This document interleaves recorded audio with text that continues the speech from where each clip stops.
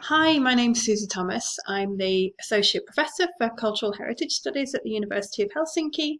And in the next couple of minutes, I'm going to briefly introduce digital heritage to you. So what do we mean by digital heritage? Well, according to UNESCO, in their Charter on the Preservation of Digital Heritage from 2003, they say that the digital heritage consists of unique resources of human knowledge and expression. It embraces cultural, educational, scientific and administrative resources, as well as technical, legal, medical and other kinds of information created digitally or converted into digital form from existing analogue resources. Where resources are born digital, there is no other format but the digital object. Digital materials include text, databases, still and moving images, audio, graphics, software and web pages, among a wide and growing range of formats. They are frequently ephemeral and require purposeful production, maintenance and management to be retained.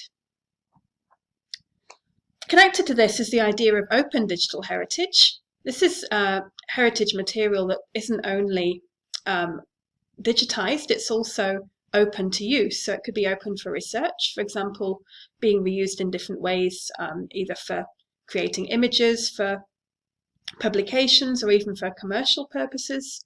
And different Creative Commons licenses may apply to that reuse. So for example, you may need to give a fair attribution to the original artist or creator, or it may be that you're not able to use the image or other resource for commercial purposes.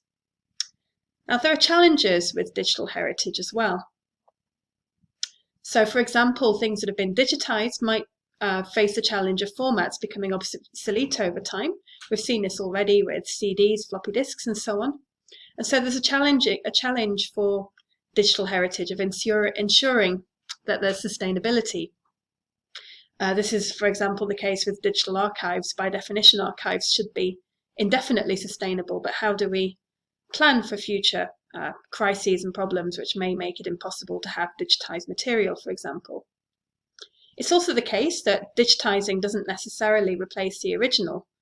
And many scholars will argue that having a digitized version of something doesn't mean that you can simply lose the original. You lose a lot of the materiality, for example, if you rely only on digital forms. But it does create a backup in case there's a disaster. And many of you will remember the international news made by the National Museum in Brazil catching fire, and the sad stories about the material, for example, recordings of indigenous languages that were lost as a result of that. And so having digitized material is very important to ensure that there is a backup copy in the event of disaster or something like that. There are other questions too about what we mean by digital heritage. Are we also talking about the heritage of the digital? So are CDs and other older materials in themselves becoming heritage in their own right? Anyway, that's it for now, but do keep this in mind and enjoy learning more about digital heritage and digital humanities.